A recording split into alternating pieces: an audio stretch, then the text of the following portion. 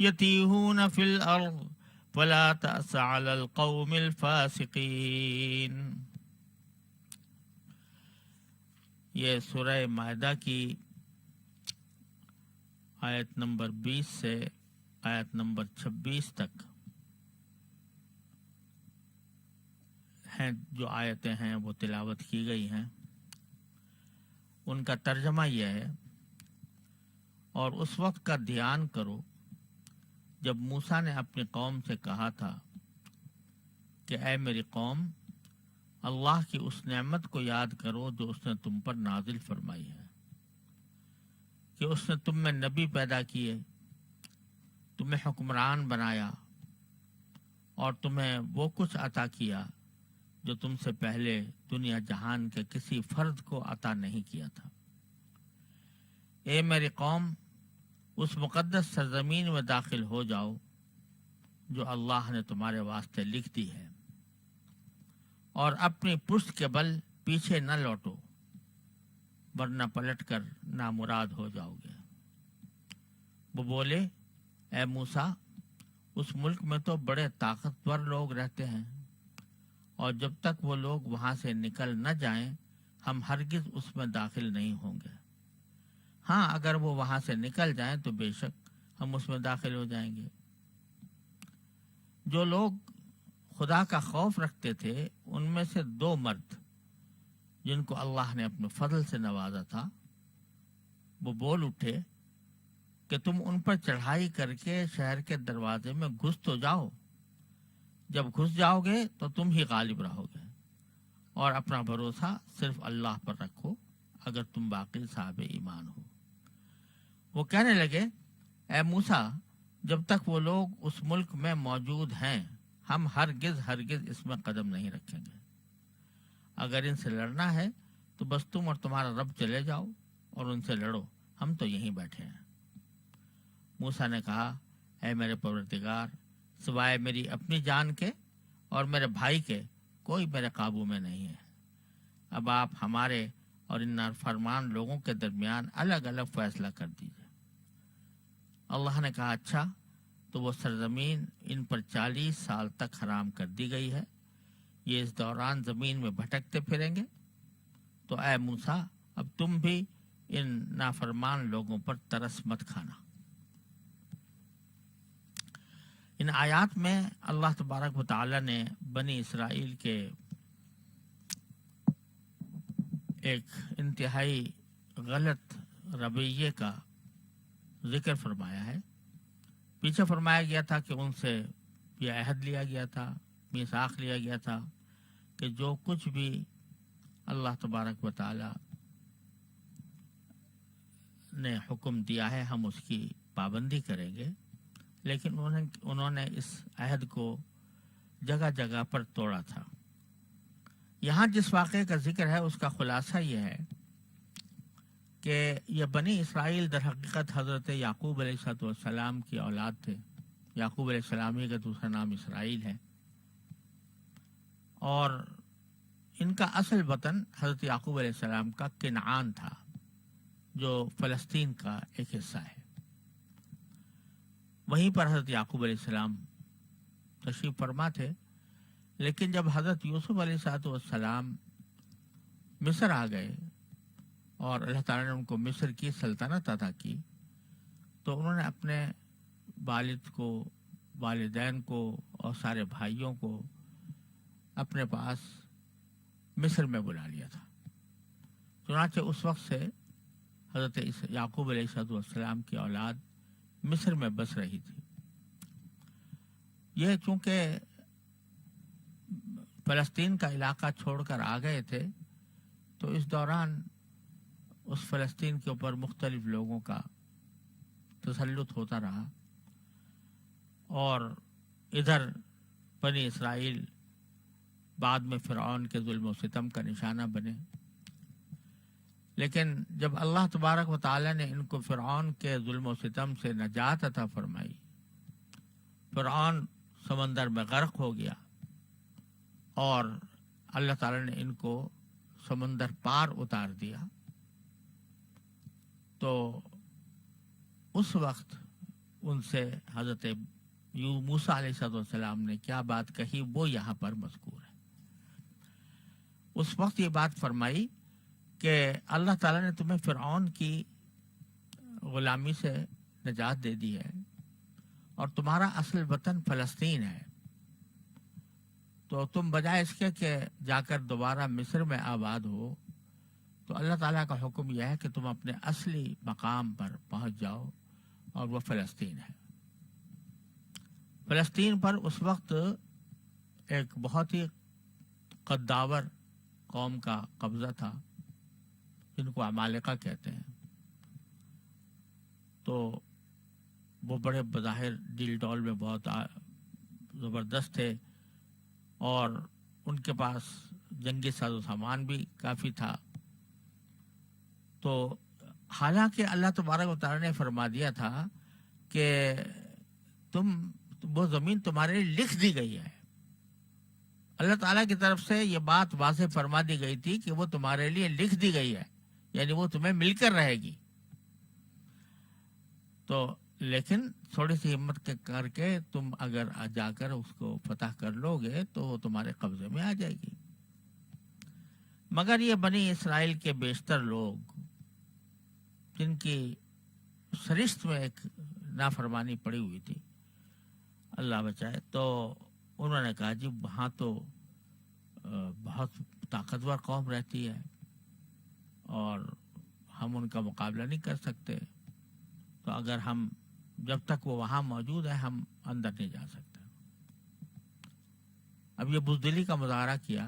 حالانکہ اللہ تعالیٰ نے خوشخبری دے دی تھی کہ تمہاری ہے یہ زمین، تمہیں ملے گی، اس کے باوجود انہوں نے بزدلی دکھائی۔ لیکن حضرت موسیٰ علیہ السلام کے شاگردوں میں دو بزرگ تھے، ایک حضرت یوشع علیہ السلام اور ایک حضرت کالب علیہ السلام۔ یہ دونوں حضرت موسیٰ علیہ السلام کے بڑے برگزیدہ لوگوں میں سے تھے۔ تو انہوں نے اپنی قوم سے خطاب کر کے کہا کہ اللہ کے بندو، تم جو یہ ڈر رہے ہو، ایک مرتبہ کوشش تو کر کے دیکھو، اور جب اللہ تعالیٰ کہہ رہے ہیں کہ تمہارے لیے یہ زمین لکھ دی گئی ہے تو تمہیں چاہیے کہ اس پر عمل کر کے ایک مرتبہ دروازے میں داخل تو ہو جاؤ، اور داخل ہو جاؤ گے تو انشاءاللہ اللہ تعالیٰ کی طرف سے فتح نصیب ہوگی، غالب ہو جاؤ گے تم۔ اس کے باوجود ان کی سرکشی میں فرق نہ آیا، یہاں تک کہہ دیا حضرت موسیٰ علیہ السلام سے کہ جی بات اچھی طرح سمجھ لیجیے، ہم تو کبھی جانے والے ہیں نہیں، انا لن ندخلها ابدا ما داموا فیہا، جب تک یہ عمالقہ وہاں پر موجود ہیں ہم تو وہاں پر جانے کا بالکل طے شدہ بات ہے کہ ہم نہیں جا سکتے۔ لہذا اگر آپ کو لڑنا ہے تو آپ اپنے اللہ کے ساتھ چلے جائیے اور جا کے لڑ لیجیے اپنے اللہ کے ساتھ مل کے، ہم تو یہ بیٹھے رہیں گے۔ نافرمانی کا اس سے بڑا مظاہرہ کیا ہو سکتا ہے کہ پیغمبر سے یہ کہا جائے کہ تم اور تمہارا اللہ جا کے لڑ لو۔ اب اللہ تبارک و تعالیٰ، یعنی یہ موقع تھا جس میں کہ حضرت موسیٰ علیہ السلام کو جتنا بھی غصہ آتا کم تھا، حضرت موسیٰ علیہ السلام جتنا بھی ان کی مذمت فرماتے کم تھا، لیکن حضرت موسیٰ علیہ السلام نے اتنا فرمایا کہ یا اللہ بس اب میں ان سے بہت عاجز آ چکا ہوں، اور میں ہوں، میرا بھائی ہے، باقی اور کسی پر میرا قابو ہے نہیں، یہ جتنے بنی اسرائیل میرے ساتھ ہے، لہذا میرا ان کا راستہ کچھ الگ ہی کر دیجیے۔ یعنی پیغمبر اس بات پر مجبور ہوئے کہ یہ کہیں کہ اب ہمارے ان کے درمیان کوئی فیصلہ ایسا فرما دیجیے کہ یا تو میں الگ ہو جاؤں اور یہ الگ ہو جائے، یا جو بھی فیصلہ کوئی ایسا ہو کہ میرے ساتھ ان کا نبھاؤ ہو نہیں رہا۔ تو اللہ تبارک و تعالیٰ نے فرمایا کہ اچھا اب ہم یہ کرتے ہیں کہ یہ لوگ کہتے ہیں نا کہ ہم نہیں جائیں گے عمالقہ سے جہاد کرنے کے لیے، تو ہم ایسا کرتے ہیں کہ یہ جس میدان کے اندر ہیں یہ وہ ہے صحرائے سینا، اس کو ہم ایسا میدان بنا دیتے ہیں کہ یہ 40 سال تک اسی میں گھومتے پھریں گے، ان کو کہیں اور نکلنے کا راستہ نہیں ملے گا، اسی میں رہیں گے. کیونکہ قرآن کریم میں فرمایا کہ وہ اس جگہ پر داخل ہوں گے کہ اس میدان میں رہیں گے اور سرگرداں پھرتے رہیں گے. تو اس لیے یتیہون کا لفظ استعمال کیا کہ یتیہون، وہ حیران پریشان سرگرداں رہیں گے اسی زمین کے اندر. اسی لیے اس کو بعد میں میدان تیہ کہا جاتا ہے. اصل میں وہ صحرائے سینا تھا. تو اب ذرا تھوڑا سا اس کا ترجمہ کے ساتھ ان آیات کو دوبارہ دیکھتے ہیں. وَإِذْ قَالَ مُوسَىٰ لِقَوْمِهِ، جب اس وقت کو یاد کرو کہ جب موسیٰ نے اپنی قوم سے کہا تھا، یعنی بنی اسرائیل سے کیا کہا تھا کہ یا قوم اذکروا نعمت اللہ علیکم. اصل تو جہاد کی دعوت دینی مقصود تھی کہ تم جہاد کے لیے چلو میرے ساتھ، اس فلسطین کو آزاد کرانے کے لیے میرے ساتھ جہاد پر چلو. لیکن تمہید یہ باندھی تاکہ معلوم تھا کہ یہ لوگ جو ہیں یہ سرکش قسم کے لوگ ہیں. تو تمہید باندھی، اذکروا نعمت اللہ علیکم، تم اللہ کی نعمت کو اپنے اوپر جو ہوئی ہے اس کو ذرا یاد تو کرو. کس طرح ہم نے اللہ تعالیٰ نے تمہیں فرعون کے ظلم و ستم سے نجات دی، کس طرح فرعون کو غرق کیا، کس طرح تمہارے لیے دریا میں راستہ پیدا کیا، کس طرح تمہیں باہر اتارا. اور اذ جعل فیکم انبیاء، اور تمہارے اندر انبیاء پیدا کیے. حضرت یعقوب علیہ السلام تمہارے جد امجد وہ نبی تھے، حضرت یوسف علیہ السلام نبی تھے، اور ان کے بعد حضرت موسیٰ علیہ السلام اور ان کے ساتھ حضرت یوشع علیہ السلام، کالب علیہ السلام، یہ سب تمہارے درمیان پیدا کیے انبیاء. ایک نعمت یہ کی کہ ان سے نجات دی، دوسرے تمہیں انبیاء کا ساتھ عطا کیا. انبیاء کا ساتھ، ان کی صحبت، اس سے بڑی نعمت کیا ہو سکتی ہے؟ انسان ساری زندگی کوشش کرتا رہے اور اس کو کسی نبی کی صحبت نصیب نہیں ہوتی. تمہیں ہر وقت کا ساتھ دے دیا، پیغمبروں کا ساتھ دے دیا. پھر وَجَعَلَكُم مُلُوكًا، اور تمہیں حکمران بنایا. یعنی اب جبکہ فرعون سے تم کو نجات مل چکی ہے تو اس کے بعد تم اپنی مرضی کے بادشاہ ہو، اور تمہاری قوم میں بادشاہ پیدا ہوئے ہیں اور آئندہ بھی پیدا ہوں گے. تو پوری بنی اسرائیل کے اوپر یہ نعمتیں ہوئیں کہ دشمن سے نجات ملی، سمندر میں غرق ہونے سے بچے، اللہ تعالیٰ نے انبیاء کا ساتھ بخشا اور ان کو اپنے مرضی کا بادشاہ بنا دیا کہ جو جہاں چاہے جا سکتے.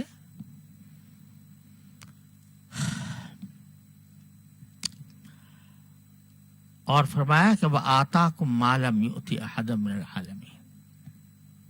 اور تمہیں وہ چیزیں عطا فرمائیں جو سارے دنیا جہان میں کسی کو بھی نہیں دی تھی اللہ نے.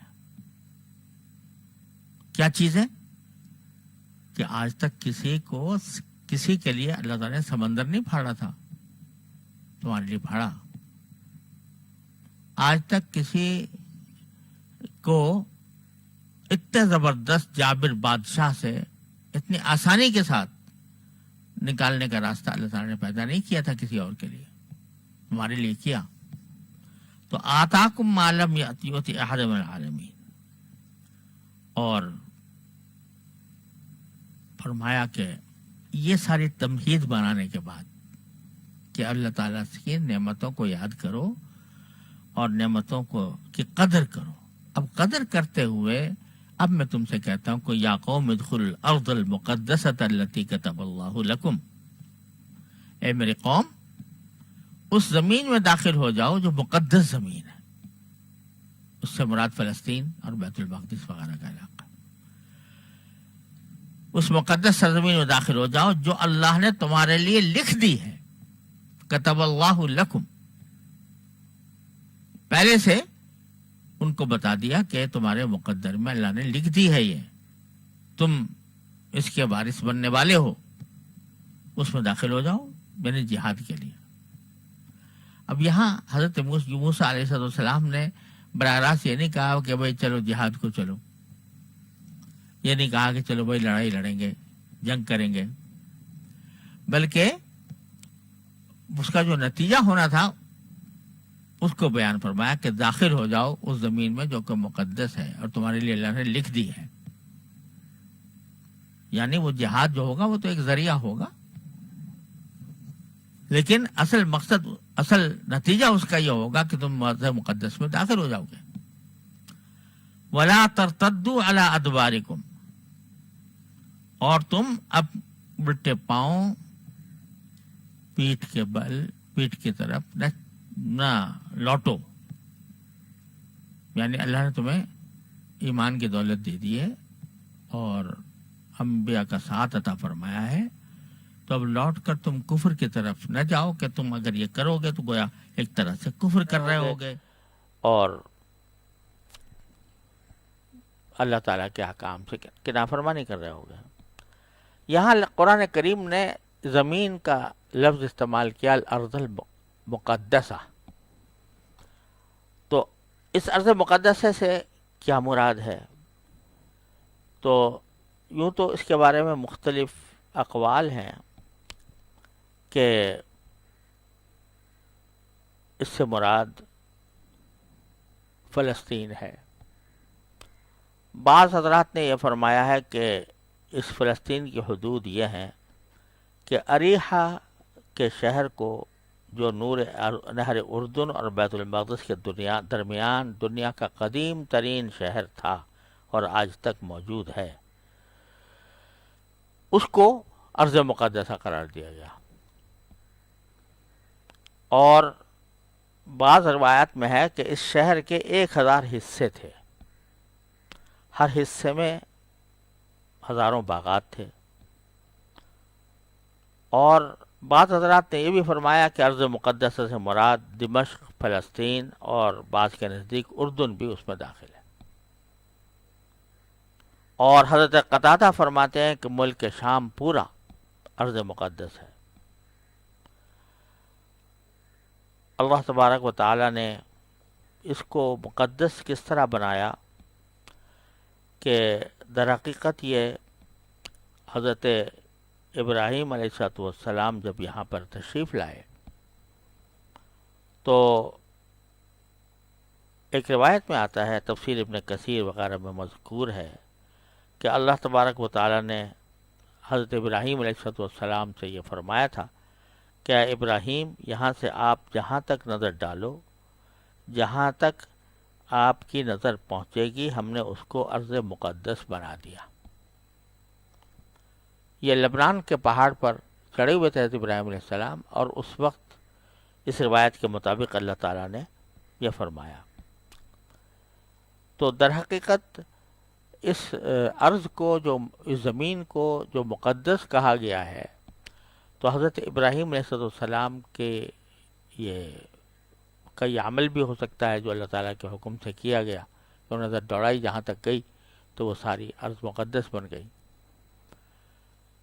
اور دوسری وجہ یہ ہے کہ اس کو ارض مقدس قرار دینے کے بعد اللہ تبارک و تعالیٰ نے یہاں انبیاء کرام علیہم السلام کو پے در پے مبعوث فرمایا۔ ان انبیاء کرام کی تعداد بھی یقینی طور پر بتانا مشکل ہے۔ بعض حضرات نے فرمایا کہ 1000 انبیاء کرام تشریف لائے ہیں اس سرزمین، بعض نے اس سے زیادہ کی تعداد بیان کی ہے، بعض نے 1 لاکھ کہی ہے۔ تو مختلف تعدادیں بیان کی ہیں، لیکن وہ سب اندازے ہیں، روایات ہیں، لیکن اللہ تعالیٰ ہی جانتے ہیں کہ کتنے انبیاء کرام آئے۔ چنانچہ حضرت موسیٰ علیہ السلام تو تھے ہی، اس کے بعد حضرت یوشع علیہ السلام، حضرت کالب علیہ السلام، حضرت حزقیل علیہ السلام، حضرت حزقیہ علیہ السلام، سارے انبیاء کرام بنی اسرائیل کے یہیں پر مبعوث ہوئے۔ اور پھر ہوا یہ تھا کہ بنی اسرائیل نے تو انکار کر دیا تھا، اس کے بعد اللہ تعالیٰ نے کہہ دیا تھا کہ 40 سال تک تم گھومتے پھرتے رہو یہاں۔ لیکن بعد میں جب حضرت موسیٰ علیہ السلام کی وفات بھی وہیں میدان طیب میں ہوئی، تو جب حضرت موسیٰ علیہ السلام کی وفات ہو گئی، پھر حضرت ہارون علیہ السلام کی بھی وفات ہو گئی، تو حضرت موسیٰ علیہ السلام کے جو شاگرد تھے حضرت یوشع علیہ السلام، اللہ تعالیٰ نے ان کو نبی بنایا، اور انہوں نے جہاد شروع کیا فلسطین کے خلاف، فلسطین کے عمالقہ کے خلاف، اور بالآخر حضرت داؤد علیہ السلام کے ذریعے اللہ تعالیٰ نے وہ علاقہ فتح کرایا، جس کا ذکر پیچھے سورہ بقرہ میں گزر چکا ہے۔ تو بالآخر جا کر وہاں پر وہ آباد ہو گئے بنی اسرائیل، اور اس کے بعد پھر سارے انبیاء کرام وہاں پر تشریف لاتے رہے۔ تو اس لیے قرآن کریم جہاں اس زمین کا ذکر کرتا ہے تو کبھی ارض مقدسہ فرماتا ہے، کبھی الارض التی بارکنا حولہ فرمایا، اس سے زمین کو کہ اس پر اللہ تعالیٰ نے برکتیں نازل فرمائی ہیں۔ تو قالوا یا موسیٰ ان فیہا قوم جبارین، حضرت موسیٰ علیہ السلام کی دعوت کے جواب میں بنی اسرائیل نے کہا کہ اے موسیٰ، اس میں تو ایک ایسی قوم ہے جو بڑی زور آور ہے، بڑی طاقتور ہے، اور لن ندخلها حتی وإنا لن ندخلها حتی یخرجوا منها، ہم تو ہرگز داخل نہیں ہوں گے اس زمین میں جب تک کہ یہ لوگ نکل نہ جائیں اس سے۔ فإن یخرجوا منها فإنا داخلون، اور بڑے احسان کے طور پر فرما رہے ہیں کہ اگر وہ نکل جائیں گے تو بے شک ہم اس میں داخل ہو جائیں گے، بڑا احسان کریں گے کہ آپ کے حکم پہ عمل کر لیں گے اگر وہ نکل گئے تو۔ پھر فرماتے ہیں قال رجلان من الذین یخافون، اس پر جن لوگوں کے دل میں خدا کا خوف تھا ان میں سے 2 آدمیوں نے کہا، 2 آدمیوں میں سے مراد کون ہے؟ ظاہر یہ ہے کہ اس سے مراد حضرت موسیٰ علیہ السلام کے بعد جو 2 نبی آئے ہیں تو وہ مراد ہے، اور لگتا یہ ہے کہ ایک تو حضرت یوشع علیہ السلام حضرت موسیٰ علیہ السلام کے بڑے وفادار ساتھی تھے، اور دوسرے حضرت کالب علیہ السلام کے بارے میں بھی یہی پتہ چلا ہے جو حضرت یوشع علیہ السلام کے بعد نبی بنے۔ تو ان دونوں نے کہا، ان کو غیرت آئی کہ سارے لوگ پیغمبر کی بات کو اس طرح ٹھکرا رہے ہیں، تو انہوں نے کہا کہ ادخلوا علیہم الباب، ارے دروازے تک تو چلے چلو، یعنی اگر اندر گھسنے سے تمہیں ڈر لگ رہا ہے تو کم از کم دروازے تک تو پہنچ جاؤ۔ اور چونکہ اللہ تعالیٰ نے فرمایا کہ جب زمین تمہارے لکھ دی گئی ہے فَإِذَا دَخَلْتُمُوهُ فَإِنَّكُمْ غَالِبُونَ، جب تم داخل ہو جاؤ گے اس دروازے میں تو پھر غلبہ تمہارا ہی ہوگا۔ وَعَلَى اللَّهِ فَتَوَكَّلُوا، اور اللہ ہی پر بھروسہ کرو، ان کنتم مؤمنین، اگر تم مومن ہو۔ یعنی اس میں کوئی شک نہیں کہ لڑائی میں ہار جیت دونوں کا احتمال رہتا ہے، جنگ میں دونوں باتیں ہو سکتی ہیں، فتح بھی ہو سکتی ہے، شکست بھی ہو سکتی ہے، لیکن جب اللہ تعالیٰ نے کہہ دیا کہ زمین تمہارے لکھ دی گئی ہے تو اب تمہارے پاس اس کے سوا کیا چاہ رہا ہے کہ تم اللہ کے اوپر ہی بھروسہ کرو اگر واقعی ایمان رکھتے ہو، کہ اب بھروسہ کرو کہ جب اللہ تعالیٰ نے کہا ہے تو تمہیں انشاءاللہ وہاں پر جا کر فتح نصیب ہوگی۔ اور اس سے بڑا اطمینان کوئی اور کیا دلا سکتا ہے جو اللہ تعالیٰ نے دلا دیا؟ کسی بھی جنگ میں کوئی کسی کو اس طرح اطمینان نہیں دلایا کرتا، لیکن اللہ تعالیٰ نے اطمینان دلا دیا ہے تمہیں، تو کم از کم اس حالت میں تو بھروسہ کر لو اللہ تعالیٰ پر۔ تو اس کے جواب میں انہوں نے کہا یا موسیٰ انا لن ندخلھا ابدا ما داموا فیھا، ہم نے تو طے کر رکھا ہے، ہم نے تہیہ کر لیا ہے اے موسیٰ کہ ہم تو اس جگہ ہرگز نہیں جائیں گے جب تک کہ یہ عمالقہ طاقتور قوم وہاں پر موجود ہے۔ فاذھب انت وربک، تو آپ چلے جائیے، آپ اپنا پروردگار کو ساتھ لے جائیے، فقاتلا، دونوں مل کر جنگ کر لیجیے، انا ہاہنا قاعدون، ہم تو یہیں بیٹھے۔ جب غزوہ بدر پیش آیا رسول کریم صلی اللہ علیہ وسلم کے عہد مبارک میں، تو نبی کریم صلی اللہ علیہ وسلم در حقیقت قریش کے ایک قافلے کی تلاش میں نکلے تھے۔ اس قافلے پر حملہ کرنے مقصود تھا، کیونکہ وہ قافلہ در حقیقت مکے کی دفاعی طاقت مضبوط کرنے کے لیے جا رہا تھا۔ اس لیے حضور اقدس صلی اللہ علیہ وسلم نے اس قافلے کے اوپر حملہ کیا، لیکن وہ قافلے تو نکل گیا، اور دوسری طرف سے ابو جہل ایک بہت بڑا لشکر جرار لے کر مدینہ منورہ پر حملہ آور ہو گیا۔ تو حضرت نبی کریم صلی اللہ علیہ وسلم نے اس وقت صحابہ کرام سے مشورہ کیا کہ ہم تو اس وقت ایک قافلے کے سلسلے میں آئے تھے، تو تعداد بھی بہت کم تھی، 313 ہیں، تو پہلی بات تو یہ ہے کہ اب بڑا لشکر آ رہا ہے، تو ہمیں کیا کرنا چاہیے؟ آیا ہم یہاں بیٹھ کر اس کا انتظار کریں اور اس سے لڑائی کریں، یا یہ کہ واپس مدینہ منورہ چلے جائیں؟ تو اس وقت میں جو مہاجر صحابہ کرام تھے انہوں نے بڑے جذبہ جانثاری کا مظاہرہ کیا، لیکن رسول کریم صلی اللہ علیہ وسلم انصار میں سے کسی کے بولنے کے منتظر تھے، کہ انصار میں سے کوئی بولے کہ وہ اس لڑائی میں ساتھ دیں گے، کیونکہ انصار سے معاہدہ یہ تھا کہ اگر کوئی دشمن حملہ آور ہوگا تو بے شک وہ مدد کریں گے نبی کریم صلی اللہ علیہ وسلم کی، لیکن اگر یہ خود جا کر کسی دشمن پر حملہ کریں گے تو اس میں ساتھ دیں گے، اس کا کوئی معاہدہ پہلے سے نہیں تھا۔ تو رسول کریم صلی اللہ علیہ وسلم چاہتے تھے کہ انصار میں سے کوئی بولے، مہاجرین میں سے کئی لوگ بول رہے تھے، تو آپ نے فرمایا کوئی اور بولے، کوئی اور بولے، اور مقصود تھا کہ انصار میں سے کوئی۔ تو اس موقع پر حضرت سعد کھڑے ہوئے اور انہوں نے یہ فرمایا کہ یا رسول اللہ، آپ نے ہم بنی اسرائیل کی طرح نہیں ہیں کہ آپ سے یہ کہہ دیں کہ اذهب انت وربک فقاتلا انا هاہنا قاعدون۔ آپ اگر ہم سے کہیں گے کہ ہم اپنی سواریوں کو سمندر میں اتار دیں تو سمندر میں اتار دیں گے،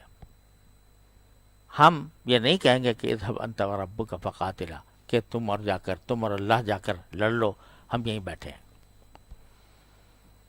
بہرحال بنی اسرائیل نے یہ انتہائی گستاخانہ جواب دے دیا، تو اس پر حضرت موسیٰ علیہ السلام نے فرمایا رب انی لا املک الا نفسی باقی، اے میرے پروردگار، میں کوئی قابو نہیں رکھتا مگر اپنی جان پر اور اپنے بھائی کی جان پر۔ فافرق بیننا وبین القوم الفاسقین، کہ ہمارے اور اس فاسق لوگوں کے درمیان تفریق کر دیجیے، ان کے راستے ہمارے راستے الگ کر دیجیے۔ حضرت عبداللہ بن عباس رضی اللہ تعالیٰ عنہ اس کی تفسیر میں فرماتے ہیں کہ اس کا مطلب یہ تھا کہ جس سزا کے یہ لوگ مستحق ہیں ان کو وہ سزا دے دی جائے، اور ہم دونوں جس صورتحال کے مستحق ہیں ہم کو وہ عطا فرما دیا جائے۔ تو اس پر اللہ تعالیٰ نے فرمایا فَإِنَّهَا مُحَرَّمَةٌ عَلَيْهِمْ 40 سنہ،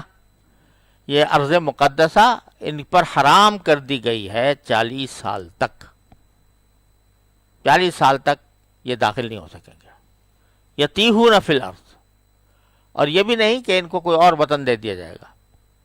یہ اسی زمین میں جہاں انہوں نے یہ گستاخانہ بات کہی ہے، یعنی صحرائے سینا، اسی میں یہ سر مارتے پھریں گے۔ فلا تأس علی القوم الفاسقین، اب چونکہ حضرت موسیٰ علیہ السلام بہرحال پیغمبر تھے، نبی تھے، کہہ تو دیا تھا کہ میرے اور ان کے درمیان تفریق کر دیجئے، لیکن پیغمبر اپنی امت کے اوپر مشفق بہت ہوتا ہے، اس سے زیادہ کوئی اور مشفق نہیں ہو سکتا۔ تو خیال تھا کہ جب ان کو یہ سزا دی جائے گی کہ یہ میدان تیہ میں گھومتے پھریں گے اور کہیں باہر نہیں نکل سکیں گے، تو شاید اس پر موسیٰ علیہ السلام کو افسوس ہوگا کہ میرے کہنے سے ان کو یہ سزا مل گئی۔ تو اللہ تعالیٰ نے یہ بھی فرما دیا آخر میں کہ فلا تأس علی القوم الفاسقین۔ تو اب ان نافرمانوں کے اوپر کوئی افسوس نہ کرنا، جو کچھ بھی ان کو حالات پیش آئیں، آپ پیغمبر ہو اور پیغمبر ہونے کی وجہ سے ہو سکتا ہے تمہارے دل میں کوئی نرم گوشہ پیدا ہو جائے اور ان پر ترس آنے لگے، تو اب ترس نہیں کھانا، کیونکہ ہم نے ان کو ان کی بدعمالیوں کی وجہ سے یہ سزا دے دی ہے۔ فلا تأس علی القوم الفاسقین، لہذا اس نافرمان قول کے اوپر آپ ترس نہ کھائیے گا۔ وصلی اللہ تعالی علی خیر خلقہ۔